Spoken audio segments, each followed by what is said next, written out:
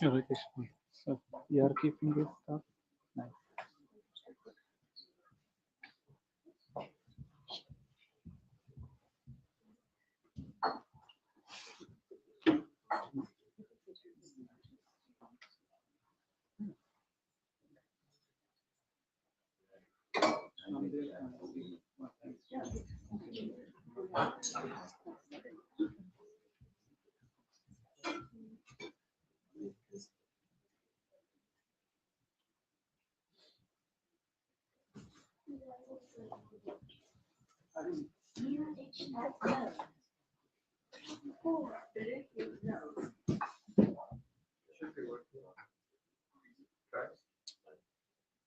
Want me to go? Yeah.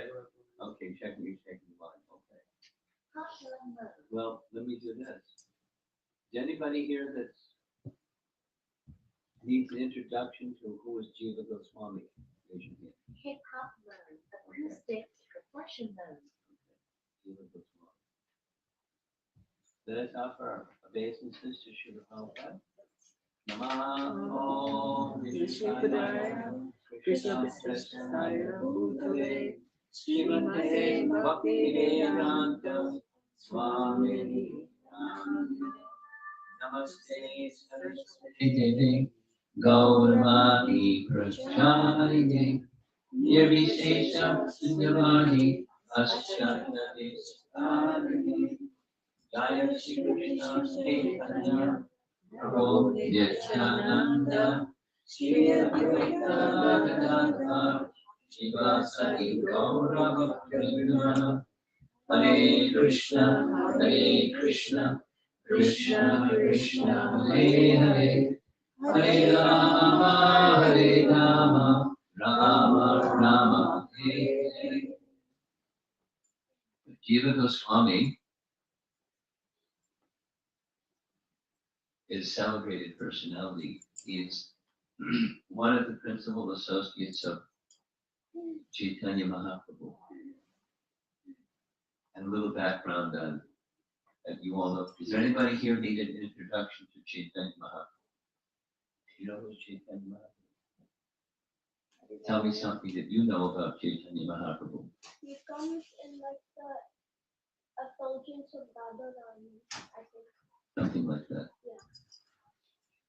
Close. There is definitely some relationship between Krishna, the Chaitanya Mahaprabhu, and the effulgence of Radharani. Yes, let's do the background. Let's go. Let's back. Krishna appears towards the end of the previous yuga, the previous yugas, Dwarka Yuga, and at the end, towards the end of that Dwarva Yuga, Krishna appears, and one of the things that Krishna does is he speaks Bhagavad Gita to Arjuna. And then at the end of his life, he departs this world. He doesn't come sit over on this side so you can see the screen.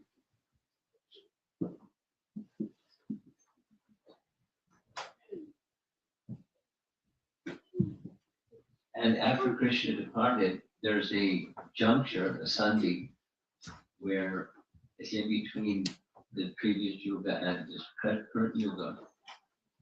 And during that sandhi, Krishna is considering in this upcoming yuga, Kali Yuga, people are not going to have a capacity to understand the Bhagavad Gita.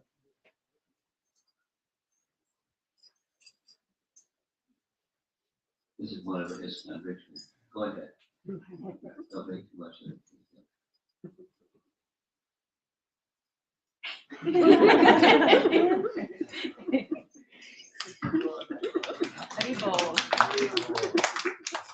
Krishna considered people in the age of Kali, conditions are so bad.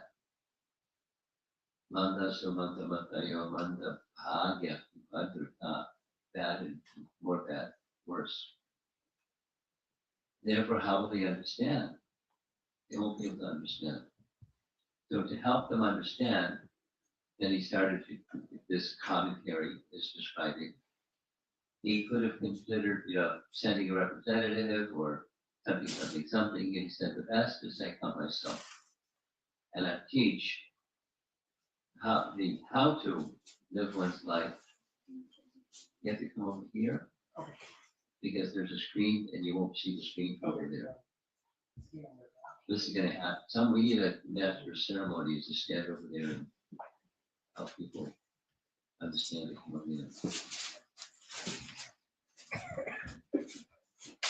If you can see around the corner, that's fine. We can put up a big mirror.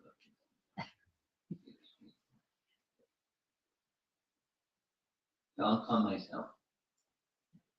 So Chaitanya Mahaprabhu is Krishna himself, but Krishna considered in order to understand the teachings that I gave as Krishna, the teachings that he gave as Krishna is love for Krishna. But how can I teach that unless they adopt the role of my own devotee? Because there's the abode of love and there's Krishna, the object of love. So I have to take the position of the abode of love, or the devotee of the Supreme Lord Krishna. So Lord Chaitanya is Krishna himself as a devotee of Krishna. But then he doesn't stop there. He desired very much to experience more than teach people how to fulfill the function of Bhagavad Gita, to surrender to him. He wanted to experience three things. This is internal reason for Lord Chaitanya's appearance found in the Chaitanya Charitamrita. One of them you mentioned. He adopted the luster of Radha. He wanted to experience the love that Radha has for him. And he wanted to experience the happiness of the love that Radha has for him. And he wanted to experience the qualities in him that she experiences that stimulate her love. Three things. That's what Lord Chaitanya.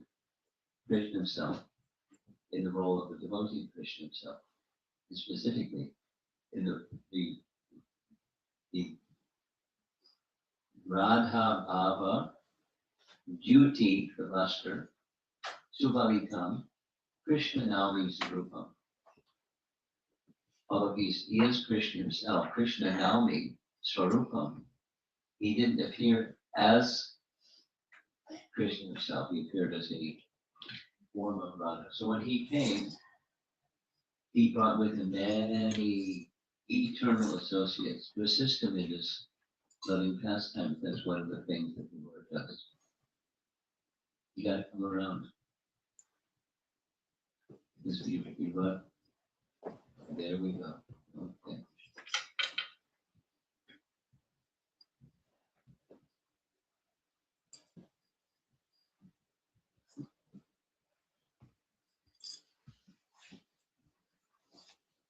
He brought the eternal associate with him to assist him in his pastimes of experiencing and teaching love of Radha for Krishna.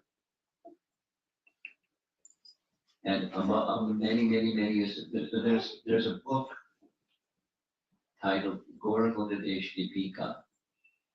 Gora Godadesh Deepika lamp illuminates the who's in Krishna Lila is in Gora Lila, who is in Gora Lila is that personality in Krishna Lila. No book, the who's who. Book. And so these eternal associates of Krishna, they have their place and their name and their form and their activities and their role and their function in Lord Chaitanya's Lila. And amongst them, one of the purposes that Lord Chaitanya had was leaving behind some teachings. So after him, people would know how to have love for Krishna like Radharani. So it's conjugal love. That's Radha's love for Krishna. There's different rasas. And he specifically experienced and taught how to come to that stage when they come to that stage. And he didn't personally, he chose to not make writings, but he invested the potency to do those writings and to understand his teaching in certain devotees, particularly the 6 Goswamis of Vrindavan.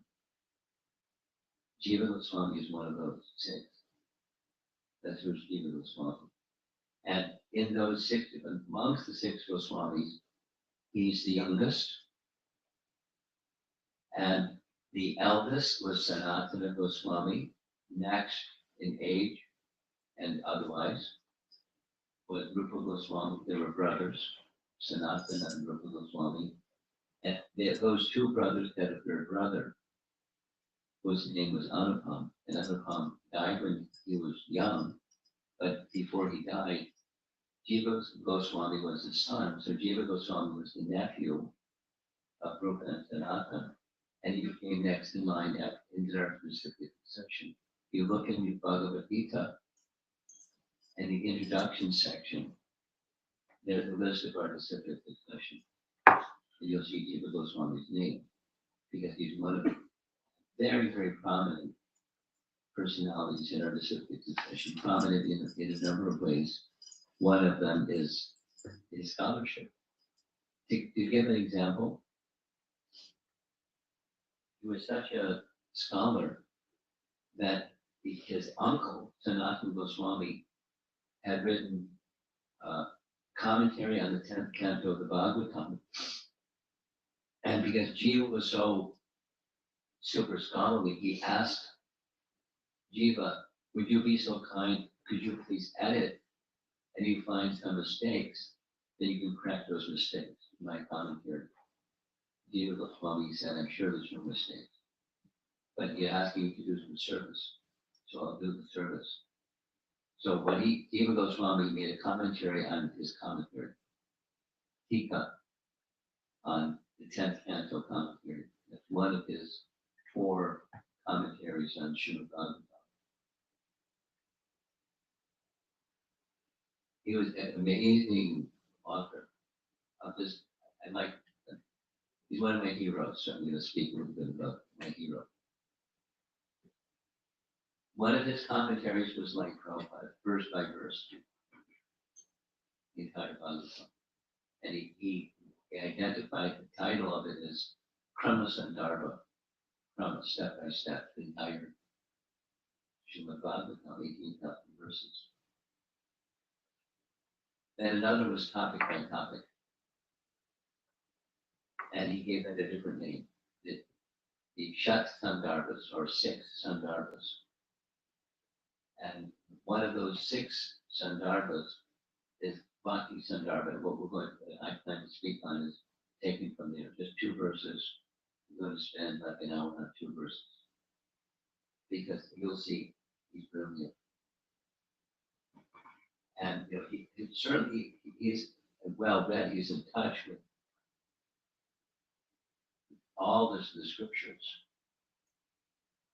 And in those times, there wasn't a library. There wasn't like I have a computer. And I have lots and lots and lots of commentaries and stuff like that in the computer. But he didn't have a computer. He just had a memory. And vast reading of those literatures. And he knew which ones to select from. In other words, some are less credible. There's no whole thing of scholarship. How do you identify what's worthy of being commented and being referred to as a good source? So he had everything. And another one of his commentaries, besides the topic by topic one, he Sandarbhas. He very interesting. He wrote a commentary,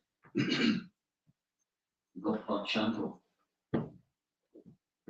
Now, both Sandarbha is a certain type of, and the Chandra is a certain type of literature. You have to come around to see the screen over here, unless you have special eyes.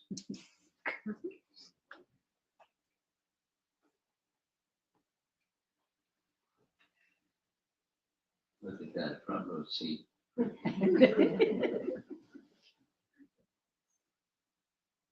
Gopal Chandra. Gopal Chandra is the Bhagavatam commentary. Krishna Vrindavan, Krishna out of Vrindavan, Krishna. And there's a certain type of literature called Champu. So one of his books was he wrote a book about what Champu, and then he wrote Champu. Like he's an amazing person. So there are personalities outside of our disciplic confession who have described him this way. Greatest scholar and philosopher that ever lived and never will be one. He's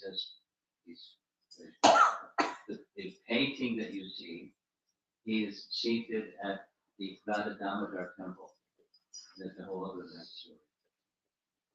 During this time, during the time of the 6 Goswamis in Vrindavan, there was a place of Krishna's pastimes, but the place of his pastimes was basically forgotten.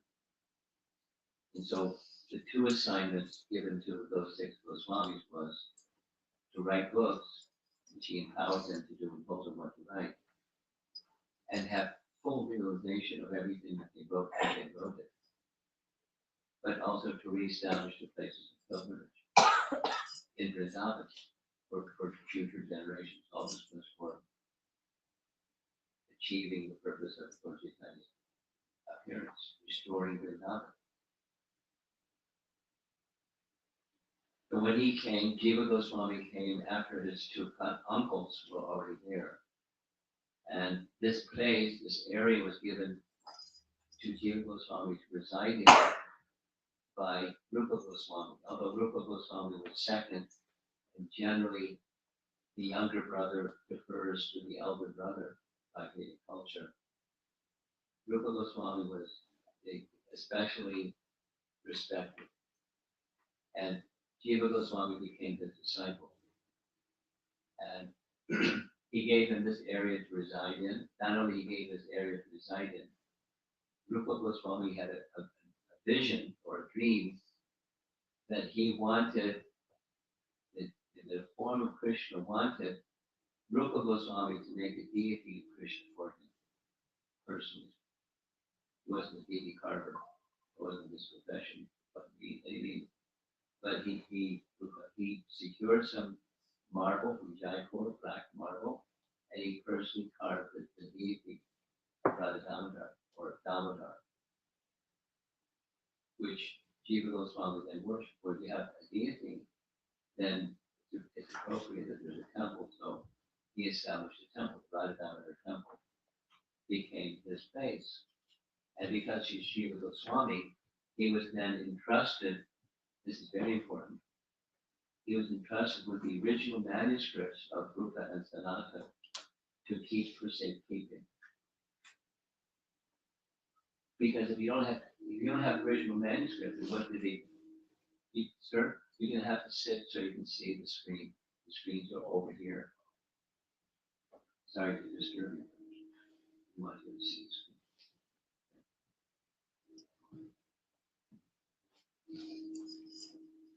So he established a temple, and the temple, because it was the other Goswamis lived under a tree, and he lived in a temple, they gave him the manuscripts for safekeeping. And then eventually, all of Rupa Goswami's manuscripts, all of Sanatana Goswami's manuscripts, all of Raghunath Das Goswami's manuscripts were kept at the Radha temple for centuries, for a long time, not centuries, for a long time. And eventually, all those manuscripts were given to a place where they were digitalized and secured and preserved, and all the modern ways. So all the original manuscripts of these Goswamis were in his care. So it was a nice service for posterity. That means us preserving his and everyone else's manuscripts. So one of those six Sandarbhas is Bhakti Sandarbha. We're going to be discussing just to get a picture of his erudition, 42, 43, 44. And the way that the Sandarbha compositions are done is topic by topic. He would take a certain topic within that topic and then develop it. In this case, this particular topic spans just 3 verses. And the topic is Bhakti Shakti's effect upon the source of Bhakti. And we're going to, the image on the screen is Anu Swami's translation. There are others, but Anu Swami's translation is readily available. And here's how it begins. Well, this is towards the end. Bhagavan is the sole cause of Bhakti. And Bhakti descends into a living being by the grace of Bhagavan. So this is the third of these 3 verses. So Bhagavan, he's the source of everything. Since he's the source of everything, he's certainly the source of Bhakti. And how does he become the source of Bhakti? Well, Bhagavan, he's the Shaktiman, he's the possessor of Shakti, and he has Shaktis. And the Shaktis are not different than him. It's like the sun shines. It's not different than the sun, although categorically the sun shines, it's not the sun. It's inseparable. Similarly, the Shaktis of Bhagavan are inseparable from him. And he instructs his Bhakti Shakti potency to give Bhakti, some portion of her, to every living entity. Which means every living entity, not just humans, every living entity inherently has Bhakti. Not has Bhakti, but according to the teachings of Chaitanya Mahaprabhu, Prema Bhakti. Nityasiddha Krishna Prema Sadhya Kavavoy, Shravanadi Shuddha Chitte, Karayayur. The Krishna Prema is already within, Bhakti is already within. But Bhakti can be dormant and Bhakti can be awakened. And how does Bhakti become awakened? By contact with Bhakti. Just like, in Sankhya philosophy, the house that we're sitting in, there's fire that's stored in the wood, and within wood there's fire, but it's stored. It's not sitting in a hot house. It's stored, but there's a way to make the fire come out that's contact with fire. The fire that's within comes out. It's already there. That's the Sankhya principle. there's a whole other bunch of things to say about something. But I won't say almost so many things. That's another class, another book. But bhakti is already within, and bhakti can be awakened by contact with bhakti. So he, Bhagavan, is the sole cause of the bhakti that's within, the cause of everything. And he arranges through bhakti shakti to extend into a living being by his grace. This is what he writes in his Sandarbha. Bhakti's grace in the form of bestowing bhakti upon a jiva is very special because bhakti attracts and pleases even Bhagavan himself, although he is eternally complete in and of himself. Now most of you have probably heard it, at least recently. So you know this invocation or introductory verse of each Upanishad? No. Om Purnamada Purnamidam Purnat Purnamudachyate Purnasya Purnamadaya Purnameva Vashishyate. The Purnam is complete. And the verse is saying, in simple language, the source of everything is complete. And within that source of everything is complete, there's so many complete units that emanate from the complete source. And they're also complete in and of themselves. So he is complete. And his ananda, because his form, Satchit Ananda, is also complete. He's Atmarama. He's complete. His ananda capacity is complete. But there's a mystery described in these three anuchets, and that is his complete and unlimited ananda can increase. Which sounds like, wait a minute, can you do that again? Sure. His unlimited and complete ananda can increase.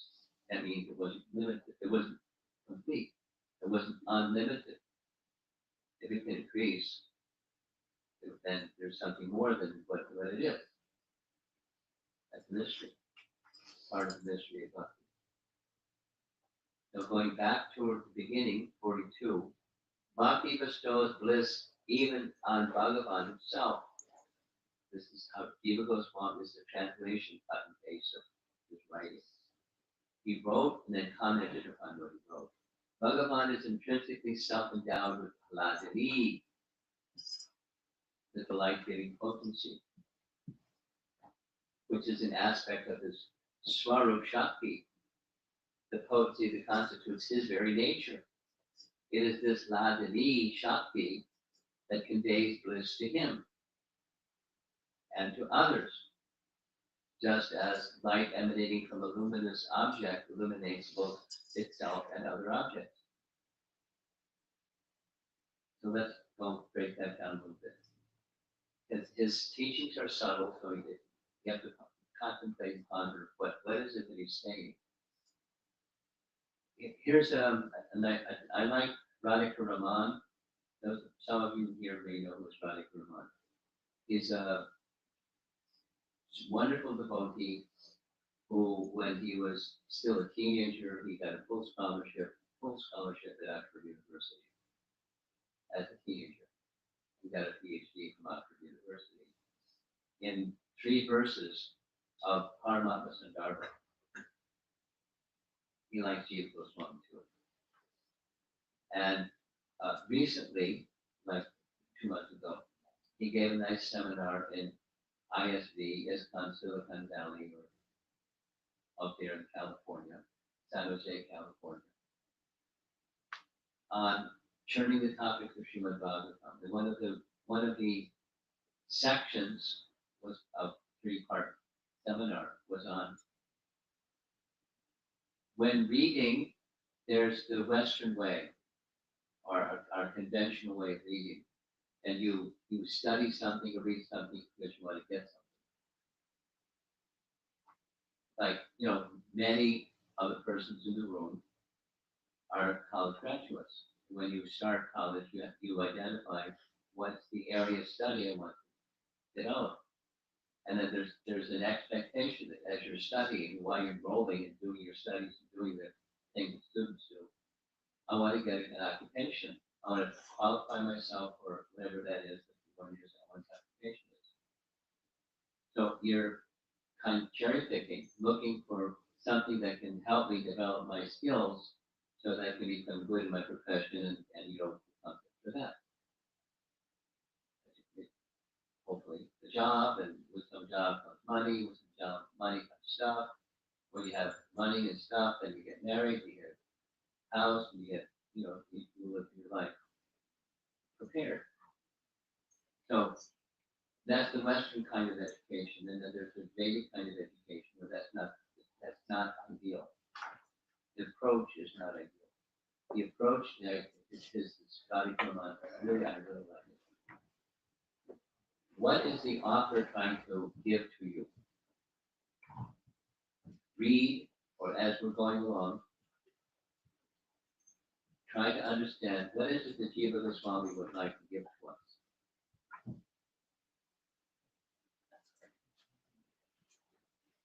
We're going to have to stop speaking, allow you to come around the corner so you can see the screen that's over here. And then when you can see the screen that's over here, I'll stop. I'll continue speaking.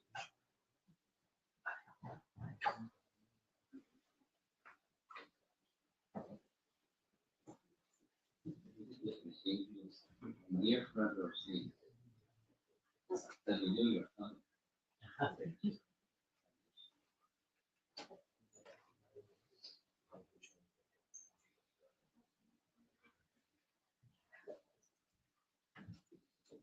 So let's carry on. We all know what Ladini Shakti, that means Radharani. And Swarup Shakti, Swarupa means his own. Swarupa, his own Shakti. That's him. His existence is his Swarup Shakti. He is, so there's a non-difference between the possessor of potency and the potency. The sun and the sunshine. And of his Swarup Shakti, there's a very important part, that's the Haladini part, or the Ananda part, the delight-giving potency or pleasure-giving potency. So in Krishna's Ladini Shakti, or Radharani, gives him pleasure. It is this Ladini Shakti that conveys bliss to him and to others. And to others, and to others part is how Bhakti Shakti, let's do this. What's Bhakti Shakti or Bhakti Devi? Answer. She is an expansion of the Ladini Shakti. As Krishna can expand, his energies can expand. And they do. And his pleasure-giving potency expands as Bhakti Devi. And then the order is given to Bhakti Devi. I have some nice service for you. Yes, some service. What is it? Please, some portion of you invest in all the unlimited totality of living entities. Some portion of you. So you invest some portion eternally. It's not like once upon a time it wasn't. But it's just part of the makeup of the living entities. They're also Satchitananda. And that Satchitananda is part of Krishna's expansion of Krishna's Ladini Shakti, which is him. So that at the top. Bhakti bestows bliss even on Bhagavan himself. That's how it happens, because he bestows bhakti even on all living entities. Then here's a little graphic to illustrate what he just wrote.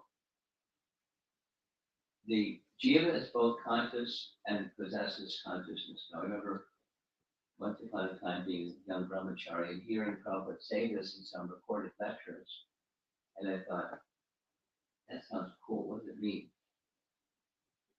The jiva is both conscious and consciousness. But he linked it, just as in the illustration just as a lamp is luminous, also that light from the luminous lamp lights up other things in the room, like pots and things. When I read it, a Upanishad verse that said exactly that, then I could understand.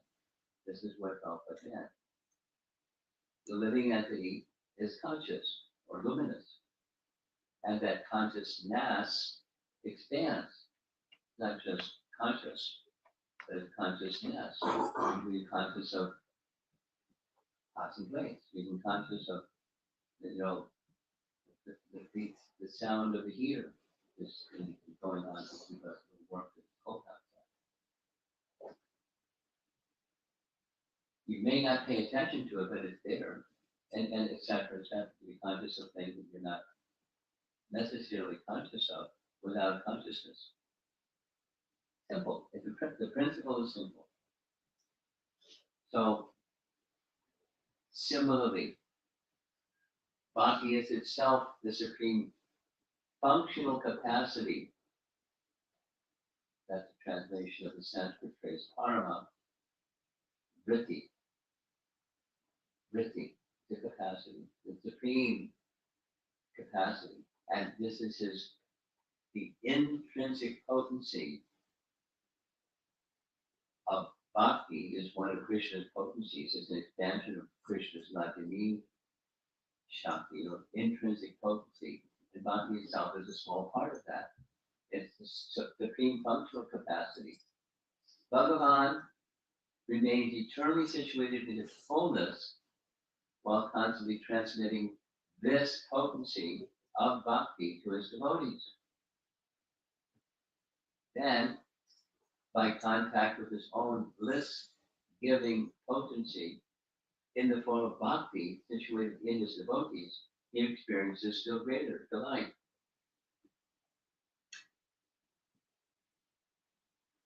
Very sensible, very logical.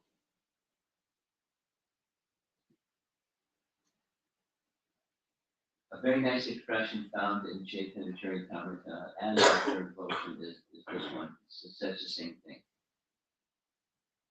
The happiness of the gopis is to see the happiness of Krishna. The happiness of the lover is to see the happiness of the beloved.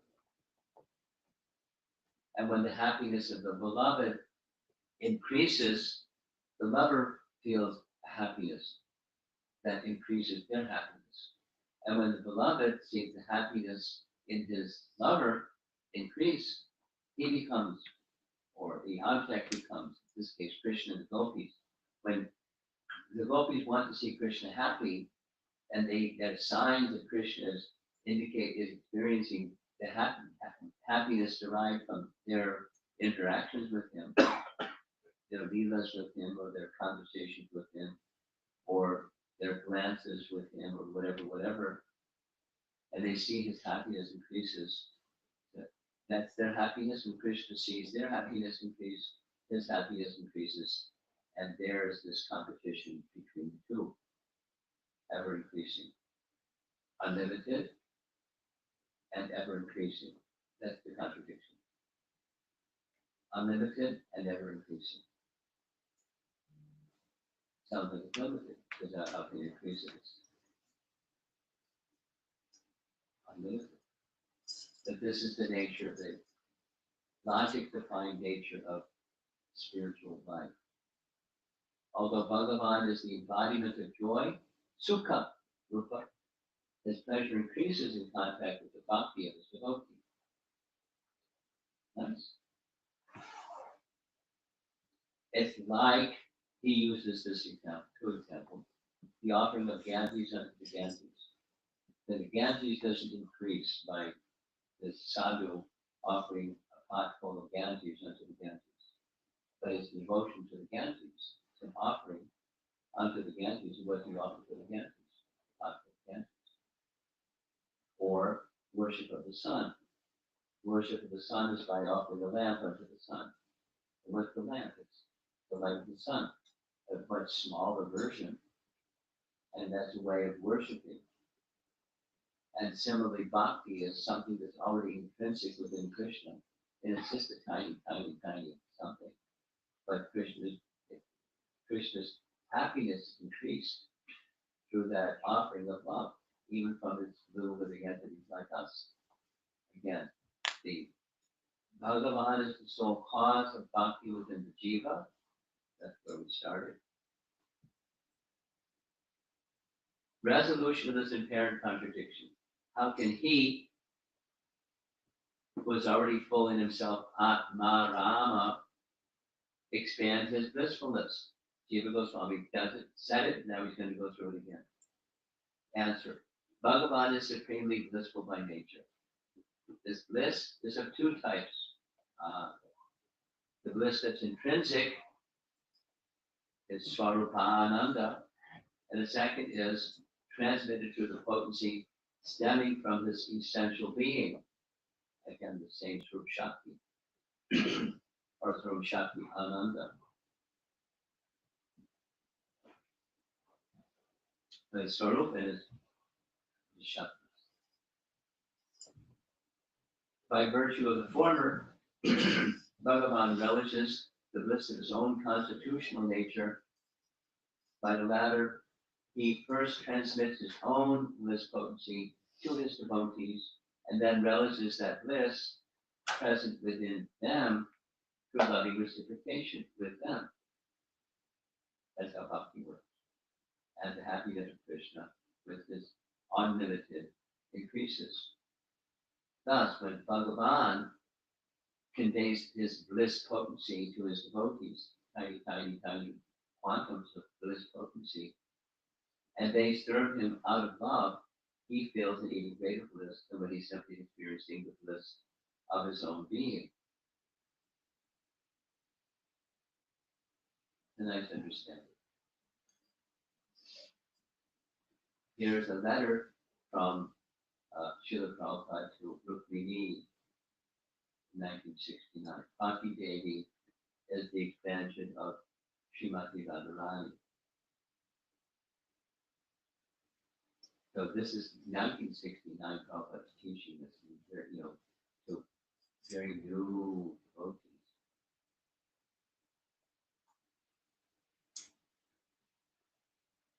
Same image, similar message. Bhagavan's loving Shakti conveys bliss to him, as well as to others, and then this loving Shakti expands. So now we're moving on to Anucheta number 143. Bhakti magnifies Bhagavan's intrinsic bliss. It's this important word, yatarham. Although intrinsically Atma Rama, Bhagavan's mercy in the matter of bhakti occurs in precise accord, yatarham, with the actual intent of the petitioner. This is so because when devotees worship Bhagavan while praying, that normal love for him will manifest in their hearts, Atmani. It is imperative that in fulfilling their request, he bestows love upon them that is both ontologically real and in precise accord with the actual intent of their prayer, yatarham. It's a nice word. Sanskrit is precise. It is thus concluded that although Bhagavan is the personification of bliss, his exaltation reaches a crescendo through devotion. So it's like Ye Tama Prapadyante Tansadai Prajamiham from Bhagavad Gita. As they prapadyante, as they surrender to me, I reward them accordingly. So Krishna knows it can be in the form of prayer, but it doesn't have to be audible. It's just the heart. If he's in the heart, he knows. We may articulate, we may not, but he knows. And precisely the anam, according to the intent behind the prayer, Krishna will reciprocate. He does reciprocate. And he passes for it. And then the other part is it's palpable for it. not cosmetic or imaginary or something. It's substantial.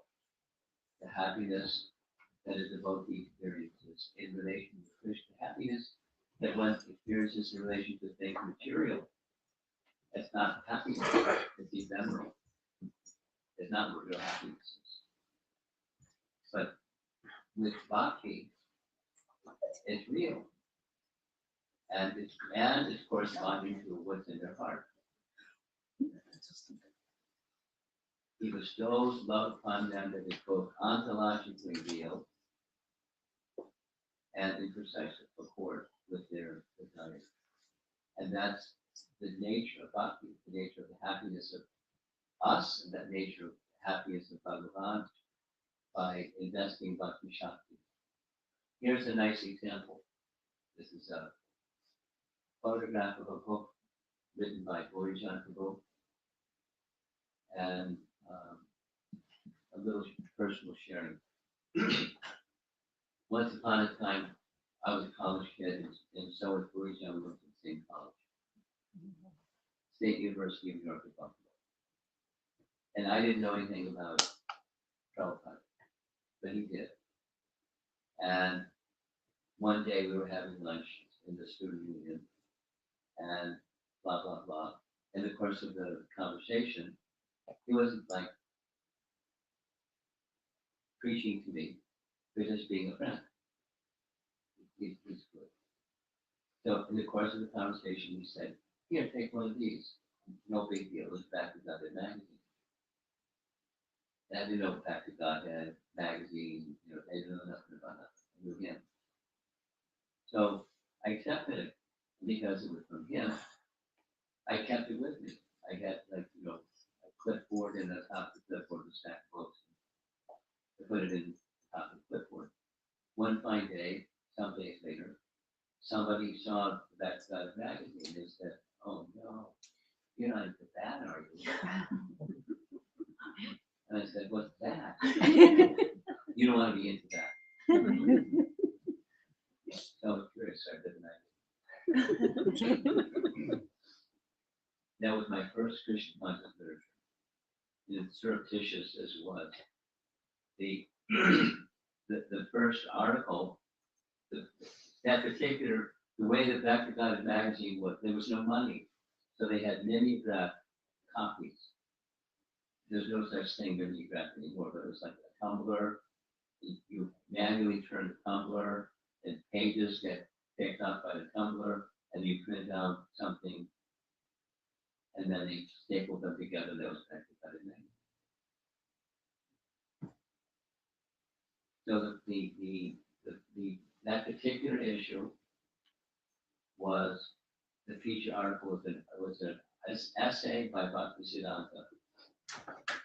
The Bhagavad is ontology and morphology. So I had to look up the meaning of 3 words just even in the title. The Bhagavad is ontology and morphology. Okay. 3 hours later, I read the whole article. And 2 things. I concluded I didn't understand it because his language is like that. I outlined and circled and put things in the margin and had my dictionary right by me. And I don't understand. And the second thing was very important, very important. It helped me experience something that I never experienced before, because I was in a stage of searching, and here comes this Back to Godhead magazine with Bhaktisiddhanta, the featured person. And this kind of consciousness that I had never experienced before was the result of that 3 hours of being in Bhaktisiddhanta's association that I didn't understand. It was important. And since then, a great affection and affinity for Bhaktisiddhanta. And also for Borijan, for the magazine that he gave. So he wrote a book of his association with Prabhupada. As you see, he's sitting in Hong Kong with Prabhupada because many things happened. One of the many things that happened was Prabhupada saw that Gurujan would be best situated as a householder. Although there were many persons he was encouraging to take sannyas. So Prabhupada, had a female disciple in Australia that was a budding actress, and he requested his disciple after she was initiated, I'd like you to go marry Gurujan.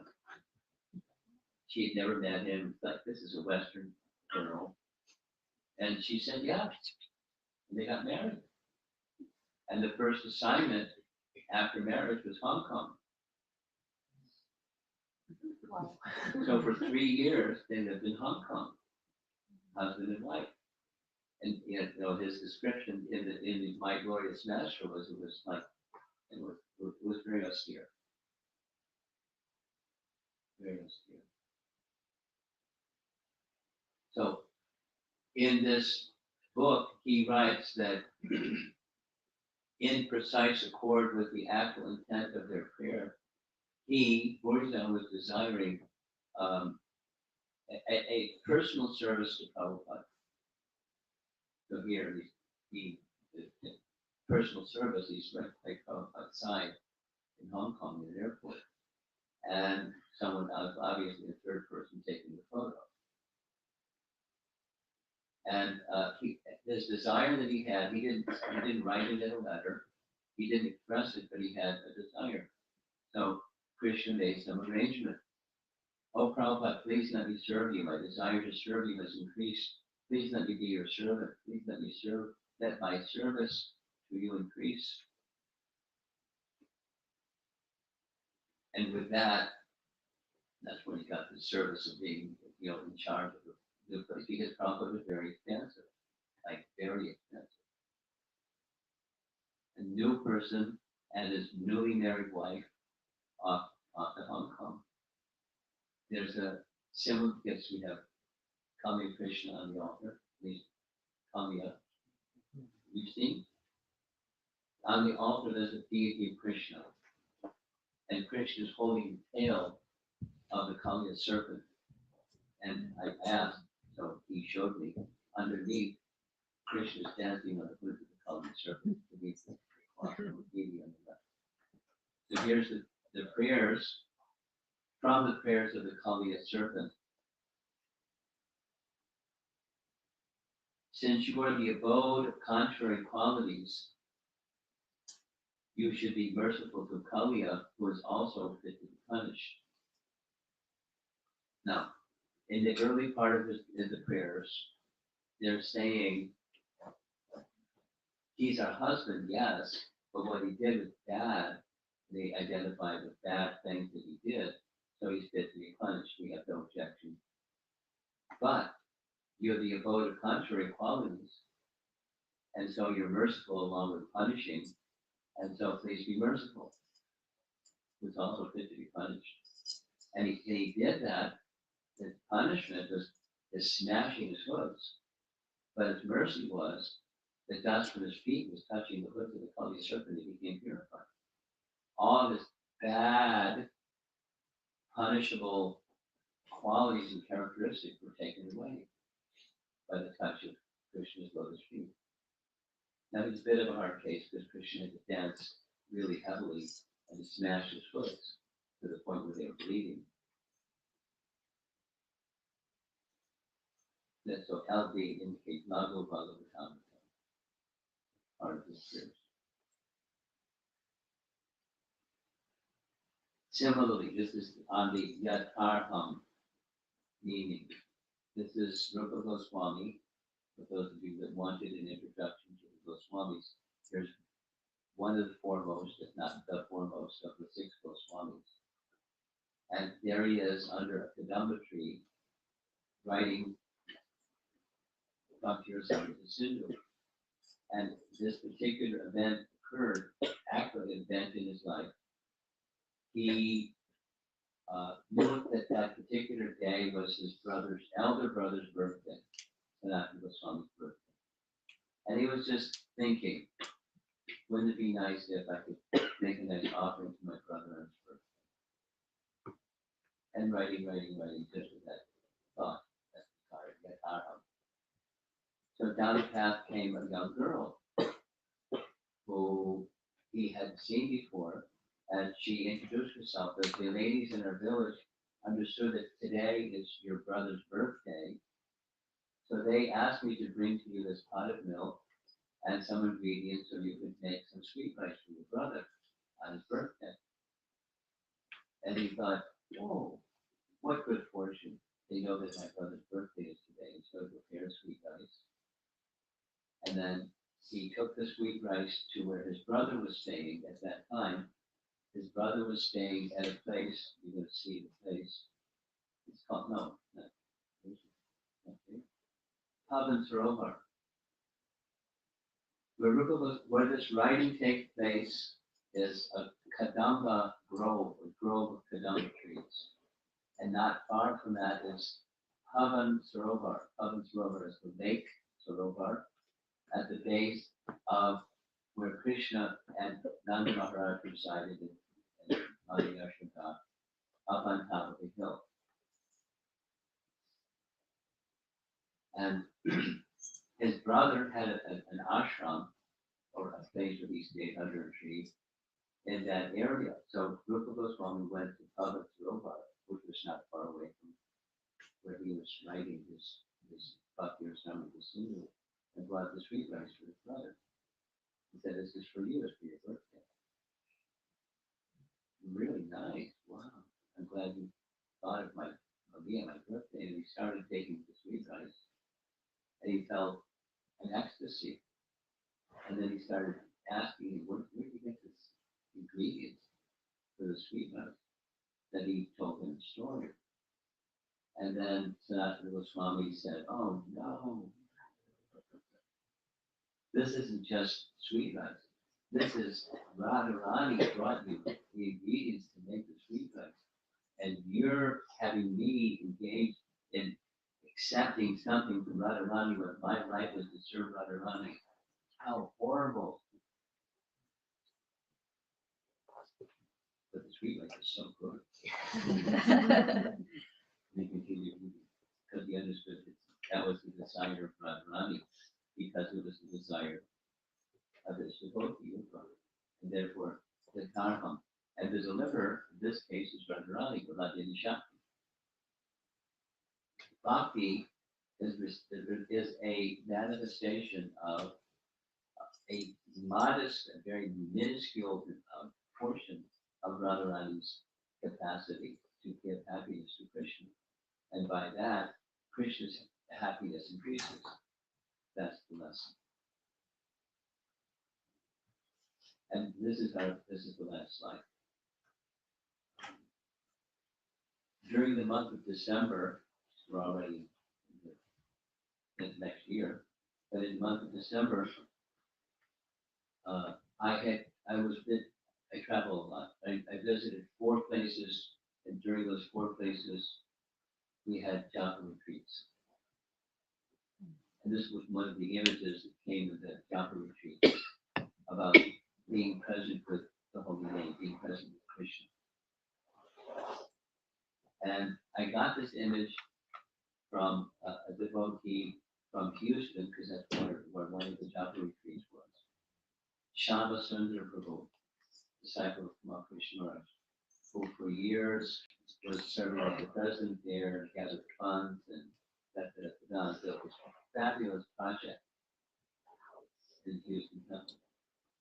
And his dedication now is chanting japa. Presidency has been transferred to someone else, and he's now become much more of a sadhu. And one of the things he does, he has had a japa call that's, people from all over the world, literally, so he starts at 2 o'clock in the morning to accommodate people in other parts of the world, and conduct a japa call. And he shared this with me because he shares, from his experiences out of japa. Be present and know I am here with you. So the painting is Very simple. That person who's with his back to us, that's us. And he's in a boat with Krishna, and Krishna is helping that little person cross the ocean of material existence. And the method is their holy name. And of course, Hari Katha, along with Hari Nam. And by that method, Krishna is present with us. And one of the difficulties in chanting japa is we're sometimes, most of the time, distracted. We're not present. The mouth is going and the mind is somewhere. So being present, I like the language. It's very simple. One of the reasons I like it. I'm going to end with this. When I was a young devotee, there was a teaching the Prabhupada gave about deity worship. He said that of all the details of deity worship, two things are most important. One, cleanliness. Those of you that have deities. Cleanliness. Two, punctuality. We're looking at a screen up here. Cleanliness and punctuality. So I said this in one situation. It was in Hartford, Connecticut, and the president's wife raised her hand. I know her Keepanasati. She said, Mother Jamuna taught me a third, as Prabhupada taught her how to do deity worship. So along with cleanliness and punctuality was being present. Isn't it possible you can be with the deity doing all the rituals and procedures, and your mind is somewhere else? So being present means your mind isn't somewhere else. You're with the person. The deity is a person, and the name is the same person, and be present with the person. When you're chanting japa, when you're doing deity worship, when you're cooking in the kitchen, when you're listening and dining, when you're doing your service to Krishna, you're present. Emotionally and mentally, and the subtle aspects of your life, be present, not just physical, but everything. Be present and know I am here with you. It's simple. So this is one of the images that became like a staple or a standard for the japa retreats before. Now probably continue with the future japa retreats. It's very nice music. Be present. I know I'm here with you. That's bhakti. I am here with you. Be present and know I am here with you. Yes. Across the ocean with your existence. Nice, robust gathering this evening. Thank you for coming. Especially those of you that were able to make it here on time, it was actually a special thank you. And those of you that came, although circumstances caused you to come a little bit later, you came, so thank you. And now is one of the best parts, this is the discussion part. From experience, the best part of any class is the discussion that comes after the class. It's a nice topic.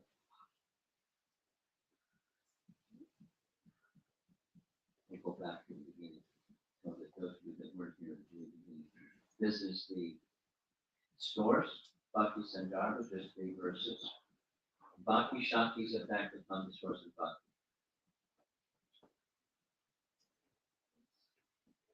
Any discussion or comments or reflections or anything you want to share?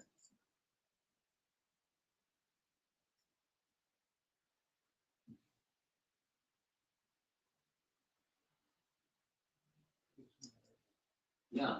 Thank you so much for the nice class, Maharaj. What a question. You gotta speak up so people in the room can hear. Okay, 2 questions I have. One is how the ultimate source of truth. Krishna is the source of truth, but he is the ultimate Source of everything. source of everything. He becomes happy by getting devotional service, by receiving the devotional service. And as a devotee, we also become happy. So this effect, that bhakti effect on Krishna, that is subject of this talk. That's it, yes. How we get into that level of bhakti? That's question. We do bhakti, but so one question.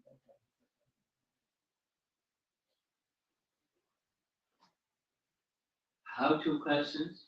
I have my flashcard. Sadhu Sangha. And then you unpack Sadhu Sangha and you put it back together in Sadhu Sangha. So how does bhakti begin? There's some preliminary, Adav Shraddha, and then Sadhu Sangha. And then through the combination of faith and Sadhu Sangha, things start to happen. Bhajan Kriya. In the association of sadhus, you do what sadhus do. Bhajan.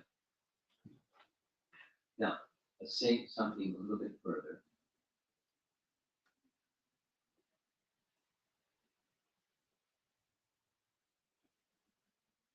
In that process of sadhu sangha, there's hearing. That's an important part of sadhu sangha.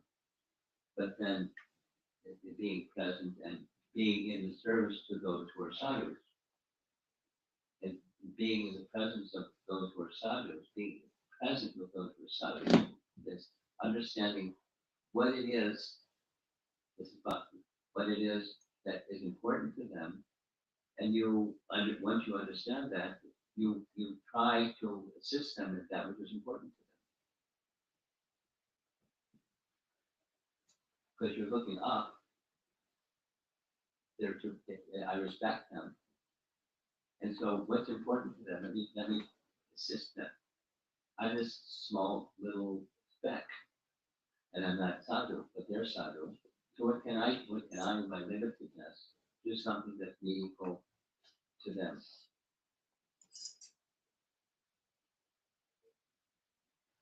I'm going to give it a little example. It's a simple little example.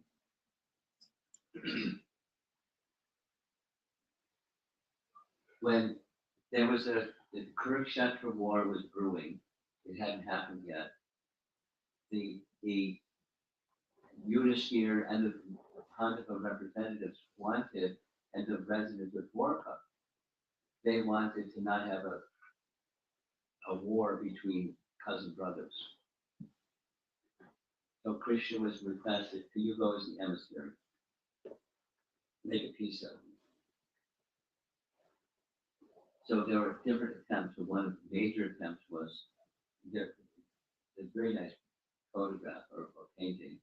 And over here is Duryodhana, over there is Dhritarashtra, and Krishna's given a nice seat. And in this assembly, Duryodhana wants to essentially butter up Krishna. So he wants that Krishna will be on his side, although he knows Krishna has friendship and love with the Pandavas. Everyone does. So to make that kind of gesture, it was a gesture only, cosmetic gesture. He invited Krishna, I'm the host of this gathering in Hastinapur. Please accept your lunch at my home. And Krishna declined, saying, there are two reasons why one might eat, and that is if you're hungry. I'm not hungry. And the second is, you may not be hungry, but if there's love, then you may eat, just out of love. But here there's no love, because those who are most dear to me, the Pandavas, are your bitterest enemies. So there's the opposite of love from you. So, no, thank you. I decline. I'm going to go have lunch with this love, although I'm not hungry. And where did he go? Vidura. But when he went to Vidura's home, Vidura wasn't home. His wife was there, And his wife was so excited that Krishna came to their home. They were poor. She gave whatever she had, which was bananas. But in her excitement, she peeled the bananas and gave him the peel. Yeah. And then when Vidura came home, he was holding his head saying, "What are you doing?" And Krishna said, "It's not the banana or the banana peel, it's the love. That's when I'm accepting. When someone offers something, it's the love with which they're offering. It's the same as he says in Bhagavad Gita to Arjuna.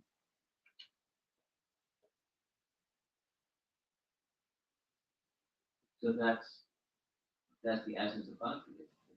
So, and the nature of something that's offered with love, it brings, saying this subjective, it brings one to the point of satisfaction where there's no society to constitute.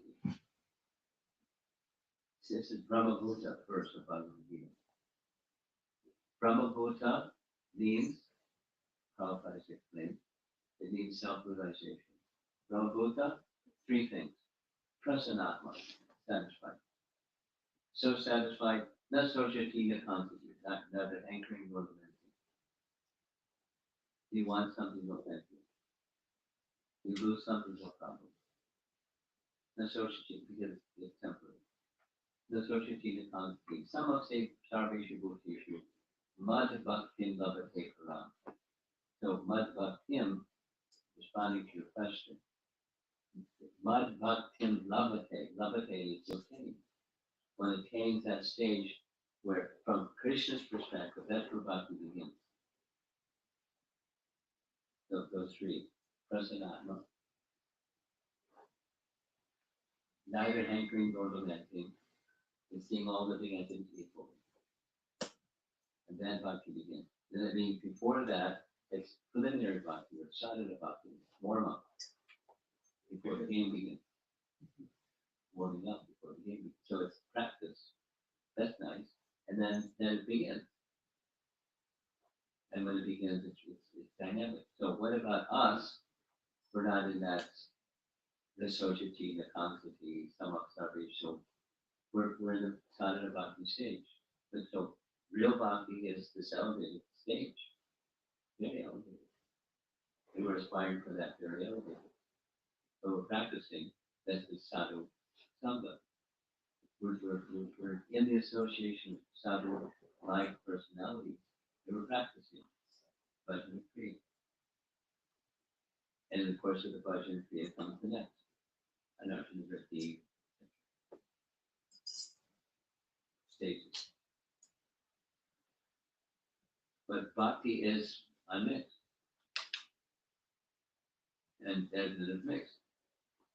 We want to get to the unmixed because we're mixed. Something, but mixed.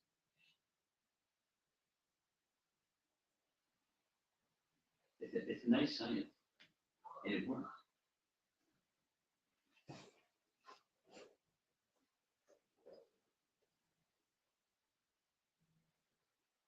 Anyone else?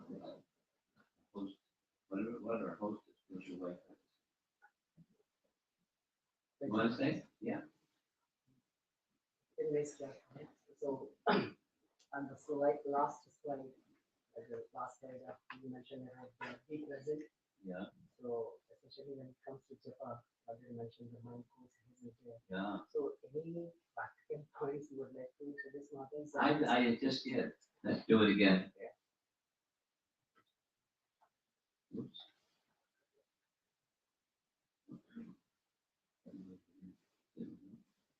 Be present.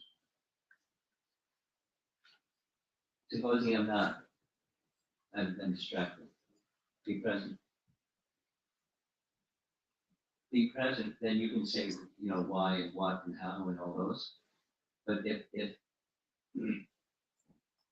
when chanting, this is the primary means of this, like, da da da da da da, blah blah blah. The sound vibration is, this is the primary means of perfection. Elevation, but perfection. Purification, but perfection. Primary means. And what's our eligibility? Zip. Disqualifications, many. Eligibility, zip. And here we are. It is unqualified. Somehow, some mercy fell, and I'm chanting. Distracted, but chanting. Somehow.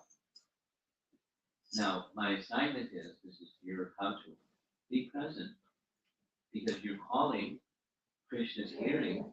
He comes. He's there. He's with you. And no, I'm here with you. Well, I'm just covered with the entity, and yeah, but well, it's okay. Be present. And know.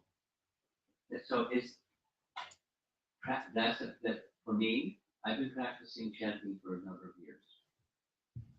Maybe more years than some of the people in the room are old. That many years. And this is a very powerful tool. Same Shantanu Shamsundar. He's of similar age, and he's, years and years and years and years and years of sacrifice and service. This is it. Not a silver bullet. It's not it, but it's a means to be focused when instead being focused or distracted.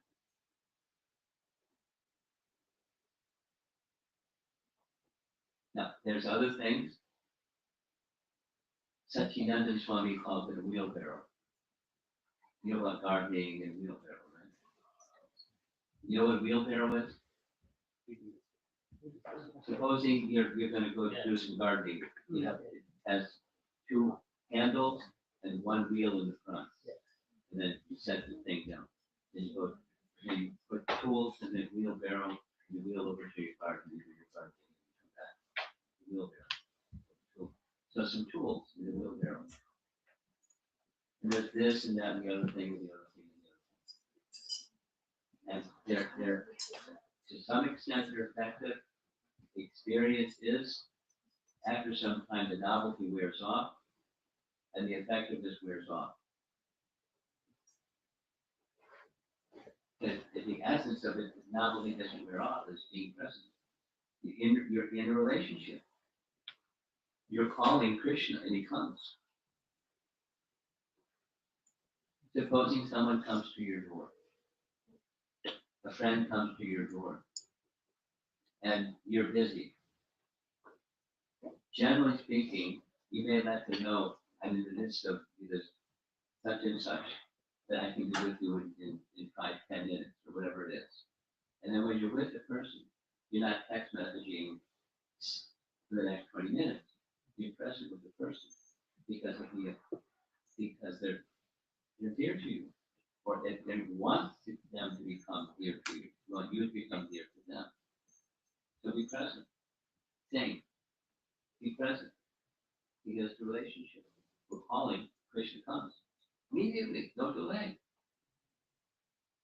He doesn't have to, but he does. So be present. So it's an understanding of cultivating a relationship of love. And when this is the what happens. When that happens, then that tendency stays with you the rest of the day. Just like you're paying close attention, I'm paying close attention to you because it's important for us, it's important to you. It's important for everyone. I'm looking at you, not everyone. Let it go in. Be present. And then that presence with Krishna's holy name, it extends to all the other activities of life. There's a lot of other activities you do besides. When you're chanting, it's the one thing.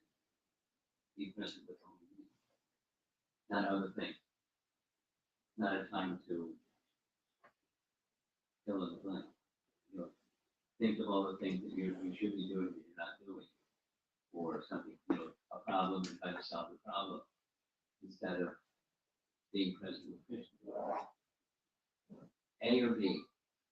Your problem solving If you become a pure devotee, if that perfection state comes, will Krishna give better intelligence how to address a difficulty or remove the difficulty per se because you're near to him?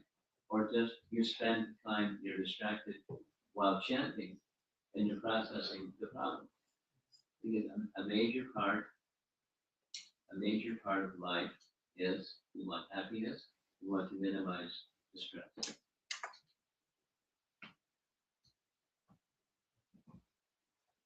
What's going to be more effective? And in practical terms, be present and live your life that way.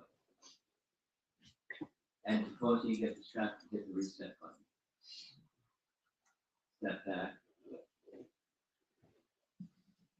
And ask your, it can be very quick, but ask yourself the question, what am I doing? What's life? What's it all about? However or some prayer or prayers that you like. Stop periodically and recite some prayers that are meaningful, that touch your heart. Reflect on those and then resume your chanting.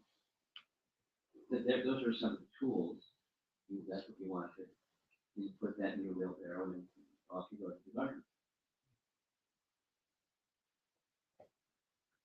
But the why drives the what and the how. And if the why isn't there, the what and the how, it's like a child playing with a toy. After some time, they're distracted by the toy. Thank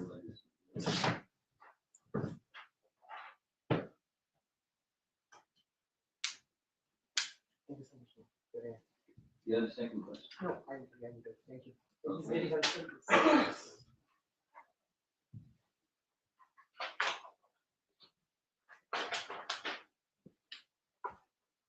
Shari, you send me a little text message, and I'm gonna send you this image, and then you can forward the image to everybody, your WhatsApp group, however you do it, and then you'll have the image. You can do with it what you want.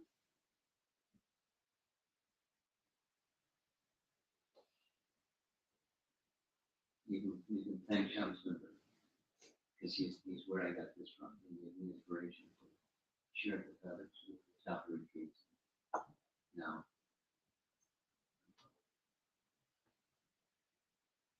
anything else?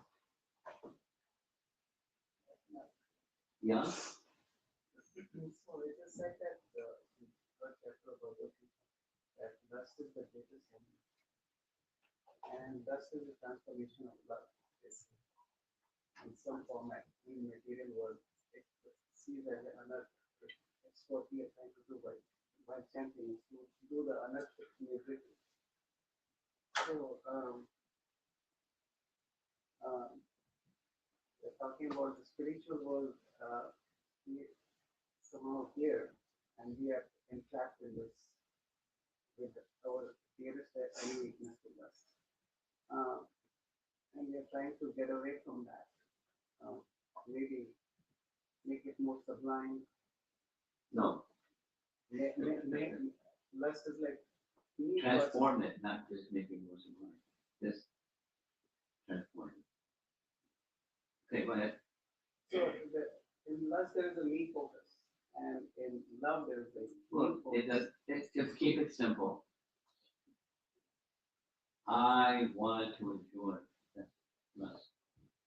I'm the object, and the world out there, stuff, that's subject.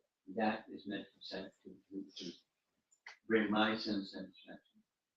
That's the purpose of stuff. Purpose of creation. I am to be happy. And love is. Krishna is the source of everything, and his happiness is everything. So that we consider how he can become happy, and whether some of the lakshanas or characteristics that I can judge, and am I, is Krishna becoming happy?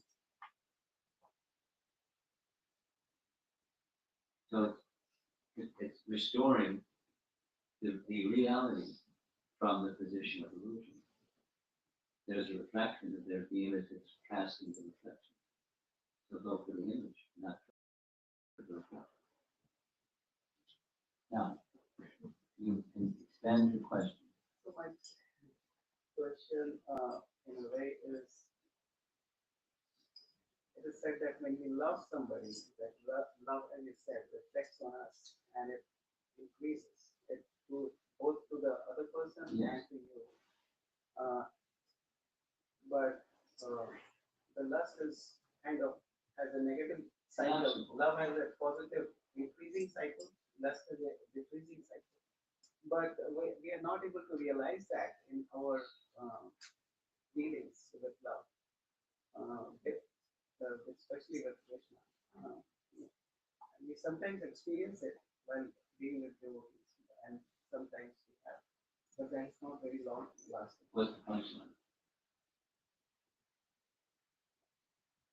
So the whole process of bhakti is to put us out of this loop of lust. Yeah, in simple language, you have a dimmer switch, and the darkness is the lust. Turn on the light, not just flip from 0 to a 1, but dimmer switch. So move in the direction, sadhana, move in the direction of light. And what is that? Krishna should be pleased, not my senses. If it's inconvenient to my senses, that's okay, provided Krishna is pleased. I can accept this, that, or the other restriction in my lifestyle because Krishna is pleased. Very often we come to bhakti also for our own pleasure. Of course, it's not new. Now, what to do? Dial up the light. And by doing that, by the process of hearing, and quantitative and qualitative both, then light. That means the darkness tendency, the material, the mix tendency, moves in the direction of unmixed. It can.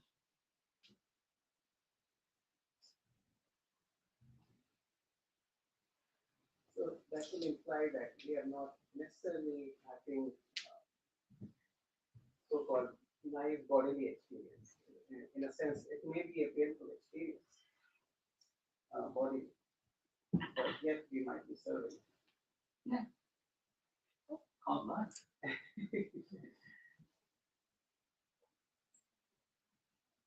But let it be Krishna centered. Be present and know I'm here with you. That's in essence. Oh, I get your message, and just dial up that Krishna should be pleased, dial, and consider what are those things that make Krishna happy, and do those things more, and by doing those things more, the mix diminishes. Then there's the 4 prohibitions. So we just that's the dividing line. And some persons may not be able to follow those 4, but we have, and we follow, and we don't go the other way. Then we keep continuing to dial up within that framework. Krishna should be pleased. Sadhana bhakti.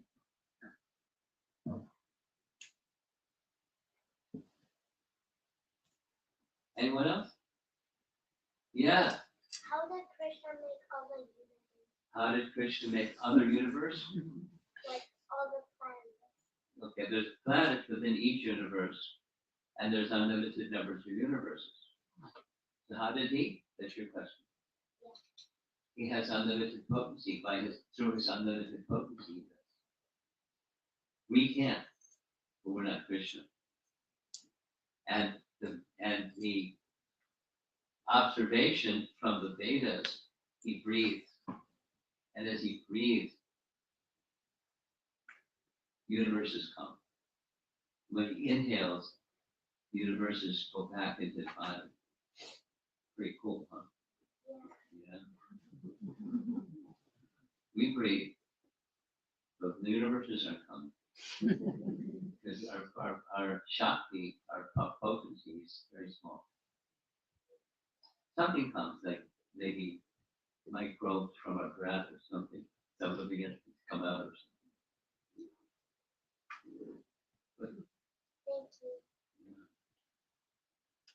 He's all powerful. Because we can't do it doesn't mean Krishna can't do it. He does through an expansion of himself, a portion of a plenary portion of himself. That's how powerful Krishna is. I have a simple question. Yeah, So I'm from Guyana. okay. So within our community, like our temples and stuff, there's like when we're doing puja, there's always distraction. People will talk over you, especially like if there's a pravachan or deep meditation. Do you correct that person? Like if there's one person and is there any sin associated with correct that person? Like, No, there's no. It's a matter of relationship and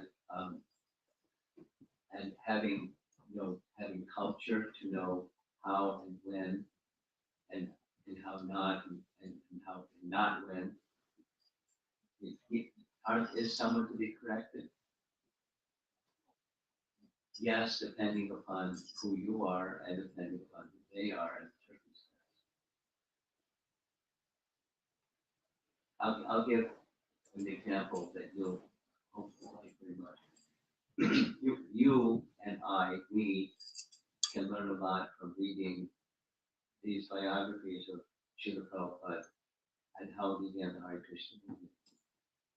And when he began, the devotees didn't know anything. And he knew that they didn't know anything. And they wanted to please him, but they didn't really know how to please him. So they would do things that were really silly. I mean, disturbing. And he made no comment, just tolerated it. He didn't correct them. Knowing that their sincerity would take its course, and the process of hearing and so forth would take its course. There's an example I'm thinking of as I'm speaking, and that's at the initiation of Shyama Prabhu and Malaki. You know their names? You know Malaki's name. And Shyama was her husband. And at their initiation, there was a fire yajna, because that's a standard procedure. So it was inside 26 Second Avenue. No, it was in the storefront in San Francisco, and the fire wasn't burning properly. So they blew on the fire to help the fire burn properly, which isn't the right way to make the fire increase. But they blew, and then the smoke went in Prabhupada's face. Because he was the opposite of them. So they're blowing on it. He made no comment. He didn't say anything. And, it was okay. He was okay. They were okay. They understood later how foolish they were. But, they learned by the process of wanting to Prabhupada to be pleased. So if there's somebody in Guyana or any place, and they're speaking when they shouldn't be speaking, or speaking loudly when they shouldn't be speaking loudly, or carrying on in some way, it depends. Should they be corrected? Yeah, but in what way, at what time, and what circumstance? Maybe later pull them to the side so they're not embarrassed and having a public embarrassment of being corrected. So maybe not. So it depends on the person, the circumstance, and everything, and who, and you, and or those who are. Maybe speak to a person of authority. This individual needs some help because they don't understand. They probably don't even understand how they're being disrupted. So you're a senior person. Could you think of a good way? Would you like to take care of? And so you have options, and then you or I or anyone consider what the options are by continuing to be respectful, not unlimitedly intolerant, but something needs to be said and something is said. and the person isn't cordial, then something else needs to be done. You'll put in a penalty box until they can think it properly. If it's too disruptive, depending. So it takes intelligence to know what, when, and how to do. But if something is needed, maybe the purification of bhakti itself will take care of that person and their tendency to be disruptive. Maybe, maybe not. Okay. Yeah. Okay, so what are like what's the most important or like very important Bhagavad Gita verses I should know? What's the most important or very important? Bhagavad Gita. What are the important Bhagavad Gita verses? Bhagavad Gita verses. Do you have your favorites? Oh, Kind of. Yeah. Okay. Well, there's many. But if you want me to narrow it down to like not so many. What's your favorite? No.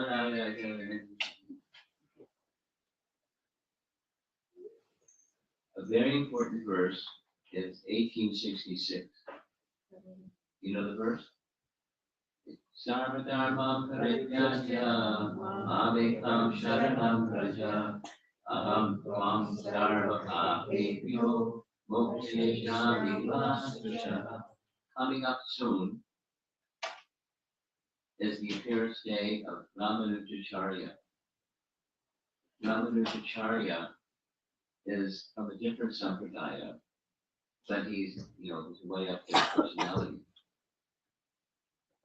One of the original founder of that, the teachings, he put it in written form, their teachings of that Sri Sampradaya. And there are four most important verses in the Sri Sampradaya. One of them is that one. And they have great deal of writing and teachings on that important verse. Mam ekam sharanam. Ekam means one. Eka. Mam ekam. Sharanam. That's the whole topic of what sharana, surrender. They're teaching on what is surrender. So that's an important verse. You know the name Bhaktivinoda Thakur? I think I have it. Okay.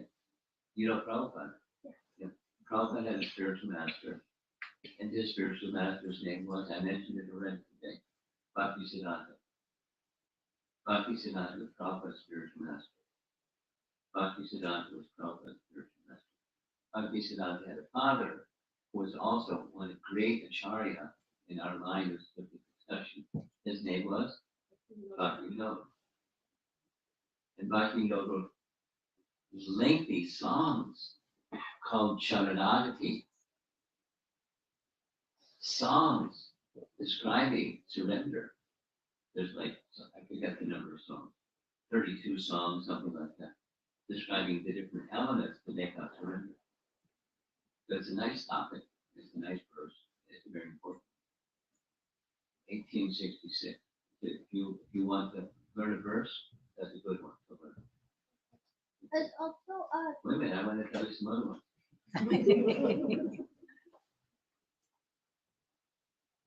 How many chapters are there in Bhagavad Gita? 18. 18. So you divide 18 by 3, what does that equal? You good math? 6. Yeah. 6 plus 6 plus 6 equals 18, right? So at the end, very important verse, at the end of chapter 6, it introduces the next 6 chapters. So the last verse of chapter 6 of Bhagavad Gita is a very important verse. That's a good one for you to learn. Because it says what bhakti is that we're going to describe to you how to perform the topmost system of yoga, the topmost system of yoga. And it's two things, what the body does and what the mind does. It's a nice verse. You want to know how to do bhakti? Read that verse. It tells you reason principle. And then the very next verse is it's explaining what the next 6 chapters are going to, or a summary, introduction. So 7:1 and the last verse of chapter 6. Those are very important verses. I like very much. So you're asking me which ones I like. They're all important. Those 3 stand out. There's others, but enough. You got a second question. Yeah. So you know how there's a Bhagavad Gita Jayanti where they recite the whole. Yeah, I know about it. So Yeah. is there one for Bhagavatam and like other Vedic books? And they recite the whole thing in one. Well, they're not the same kind because the Bhagavad Gita was spoken in a few hours. And there's a day in the lunar calendar when the Bhagavatam is spoken. So that's the Gita Jayanti, the appearance of Bhagavad Gita. But the Bhagavatam was for 7 days. So there's no calendar date marking when the Bhagavatam was spoken and when it ended that I'm aware of. Maybe there is, I don't know. Probably somewhere.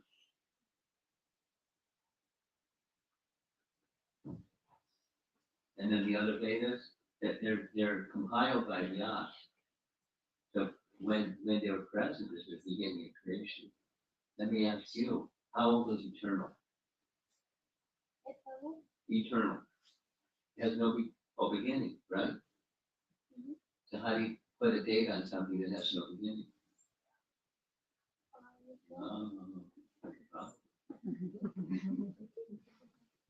Good question. Yeah, that's thoughtful. Keep asking good questions like this. Go to the right sources when you ask them.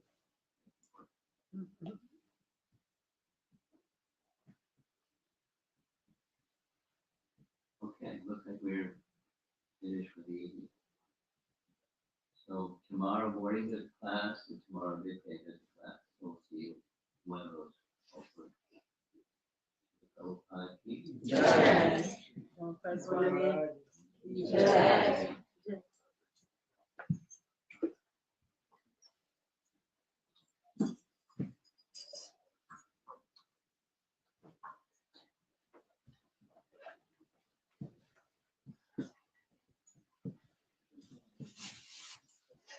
so those of you in Chicago were very kind and they sent with me 4 boxes from my side.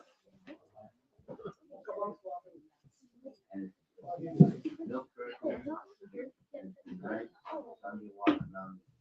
I will give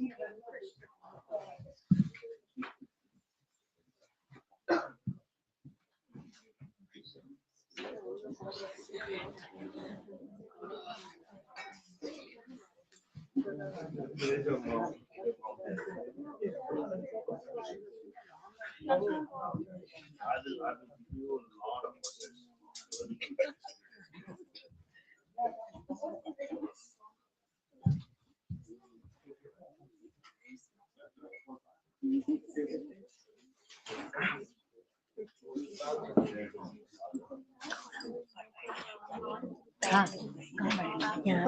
तुम भी आ जाओ Bhagavad Gita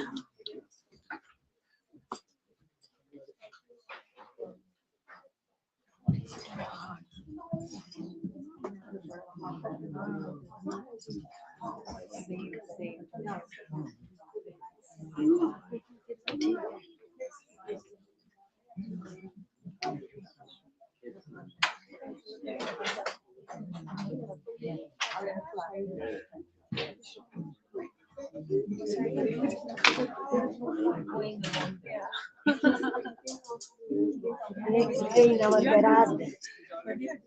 We can play in our garage. हाँ अरे गीता शुरू करो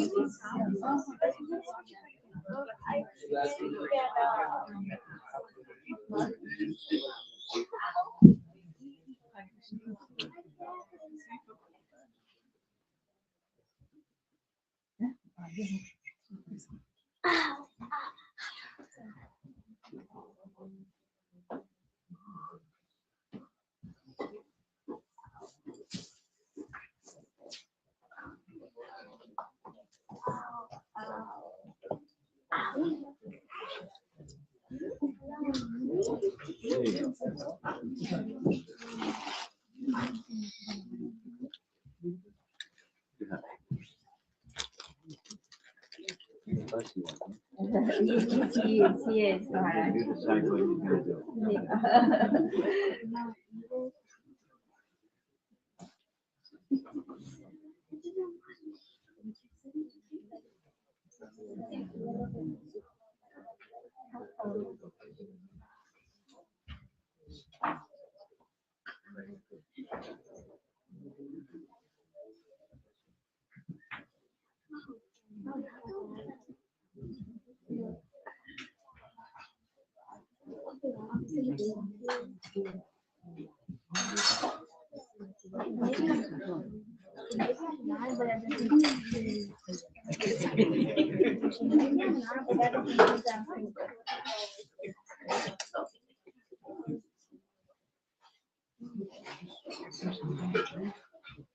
Wait till it's midnight. Why is it so early? Sorry, I didn't even notice that. Yeah, I know. He was there today.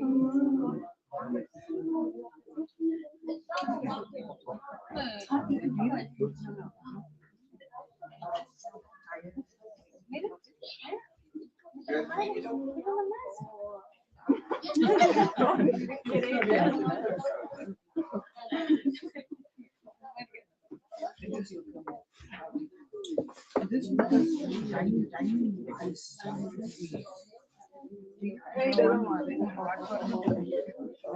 Not okay. I don't know why this so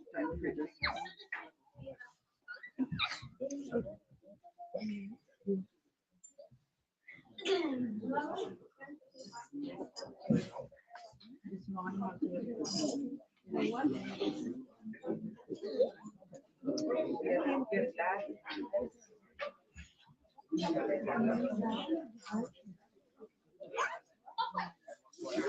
thank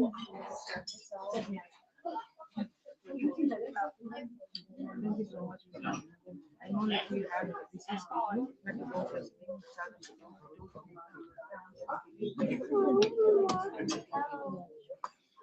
Small family friendly, that's all.